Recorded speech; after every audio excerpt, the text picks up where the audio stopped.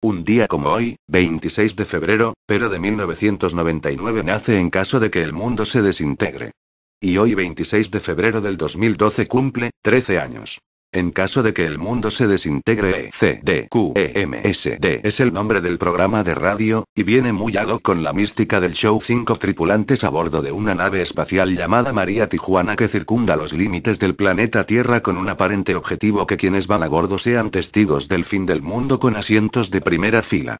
Pero más allá de eso, enfocan la mirada en la desintegración de mundos personales, del mundo interno de quien escucha y se comunica con ellos, pues desde que iniciaron su travesía por el espacio cósmico, los tripulantes no han dejado de mantener contacto con los terrícolas hispanohablantes haciendo uso de la tercera frecuencia radiofónica Internet.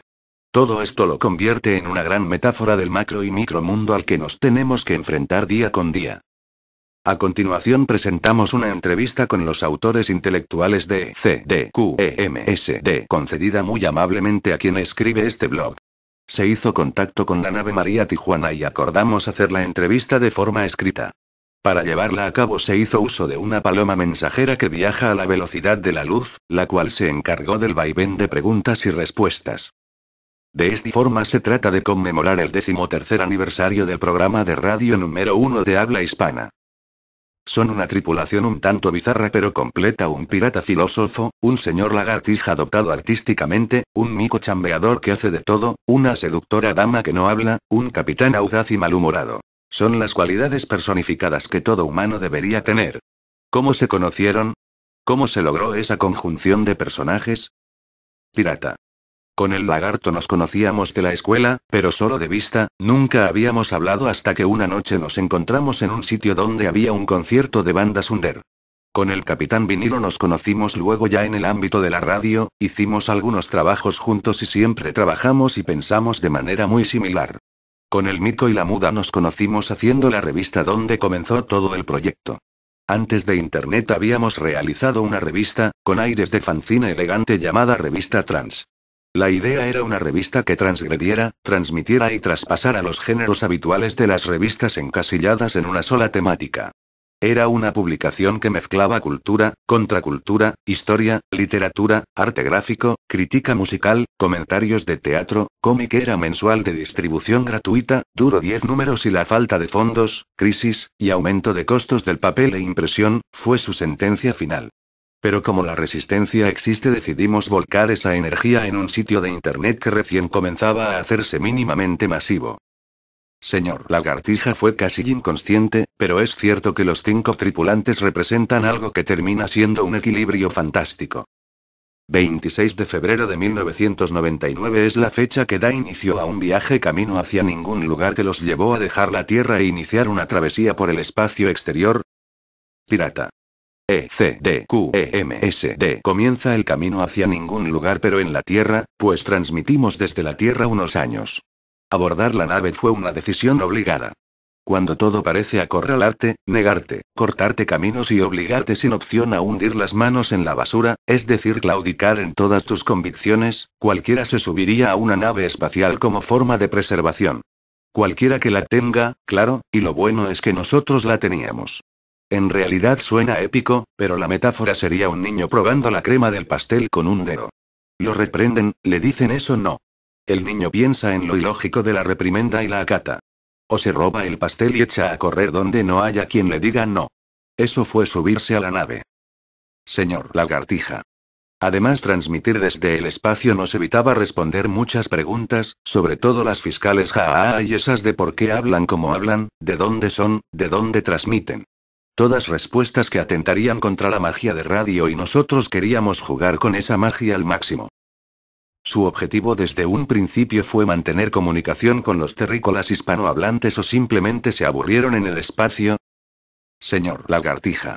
El espacio es aburridísimo, solo te queda contar estrellas y generalmente cuando vas por el 80 o 90 alguien te habla y te hace perder.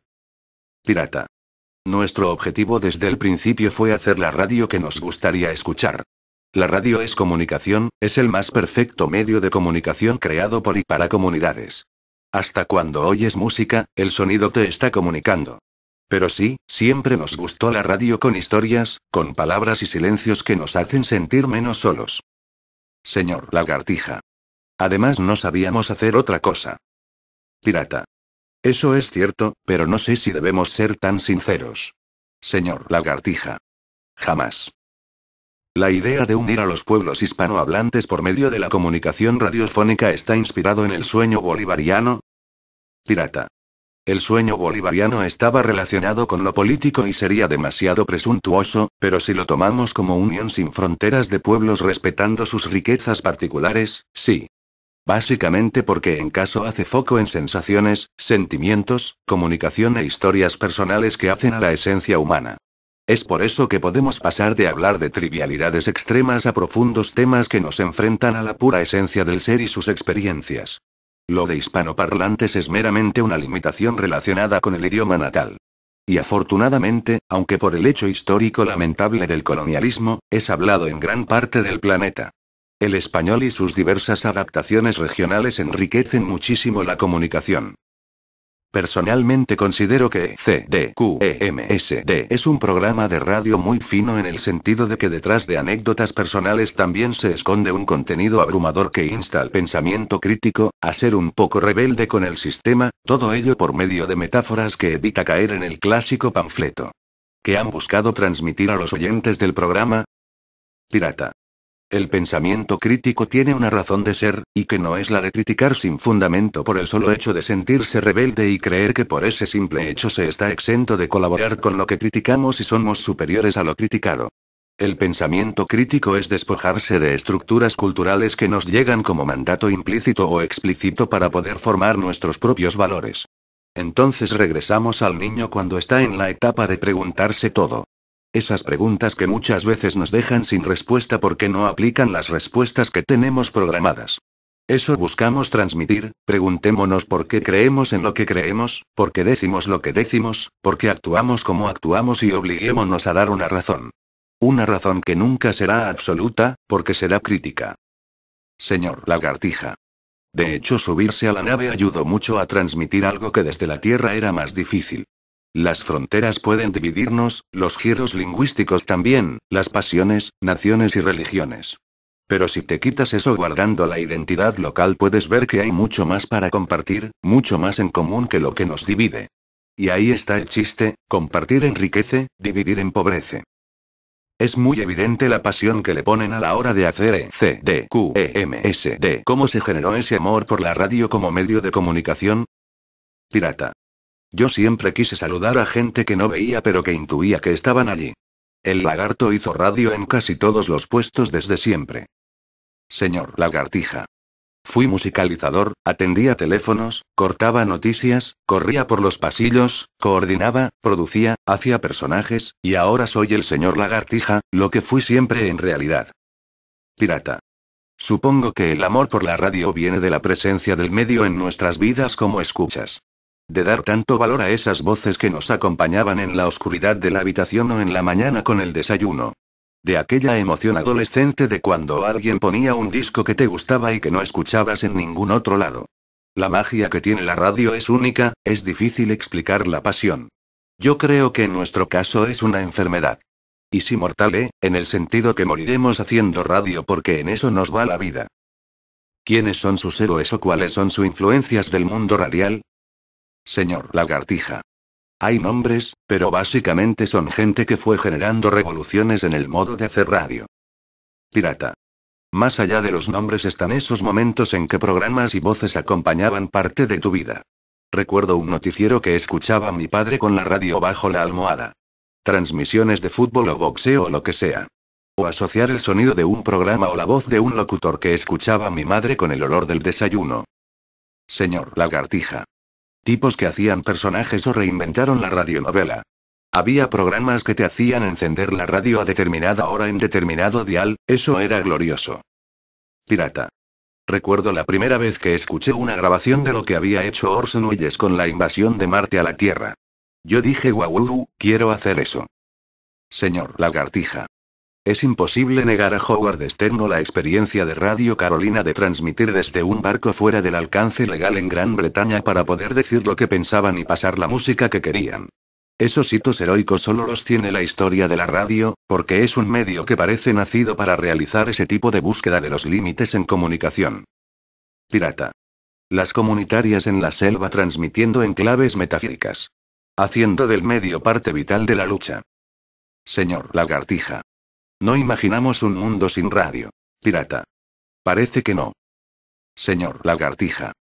De hecho, en caso es el resultado de la influencia de toda esta historia, desde un comienzo queríamos rescatar la velocidad con se hablaba en la radio antigua por llamarla de algún modo, e imprimir esa velocidad a un programa hecho en este tiempo.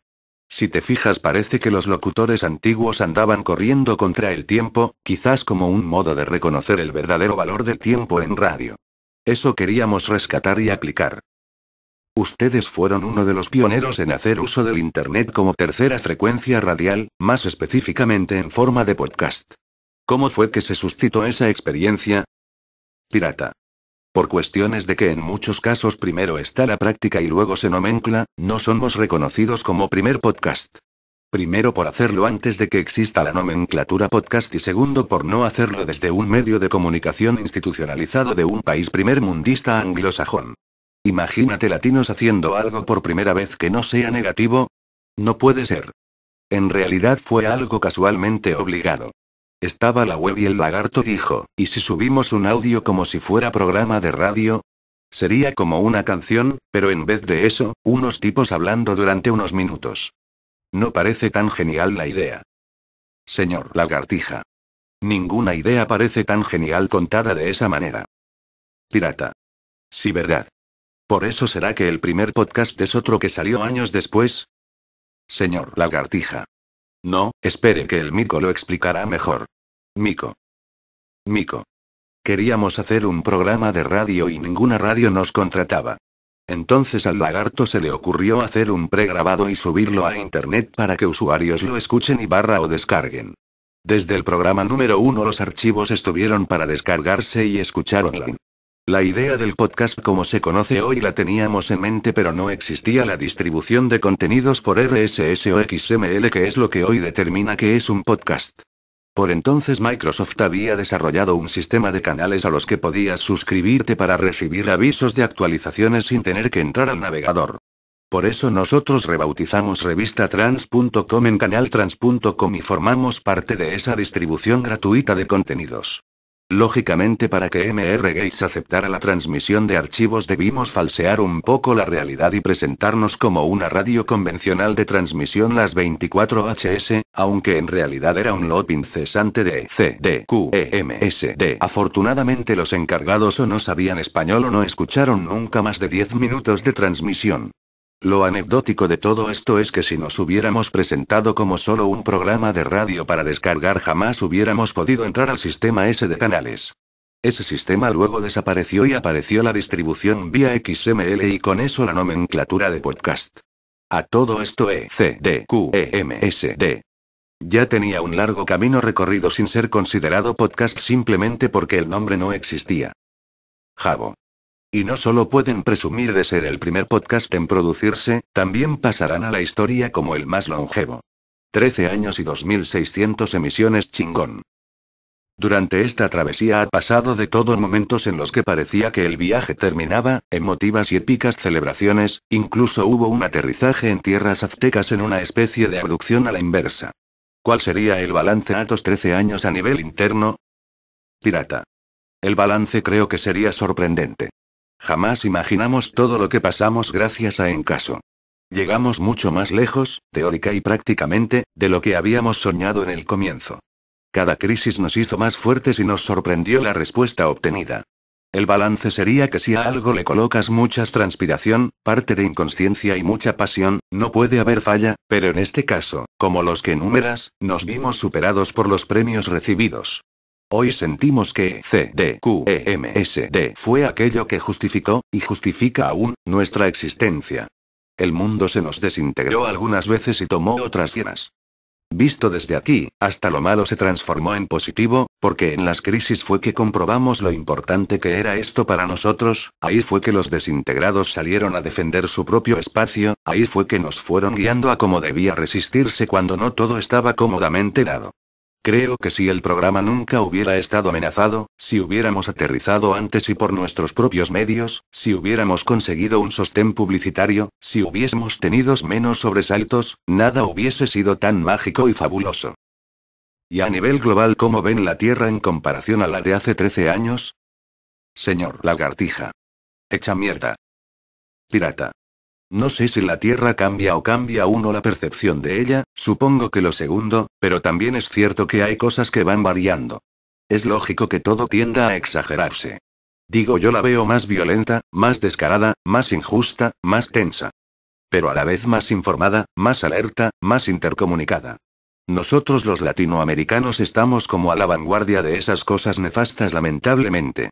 Vivimos crisis antes, sabemos lo que son guerras programadas, guerras internas, desde antes, sabemos de gobiernos tiranos, de derechas sangrientas, de izquierdas camaleónicas y solo discursivas, es decir, pocas cosas nos sorprenden.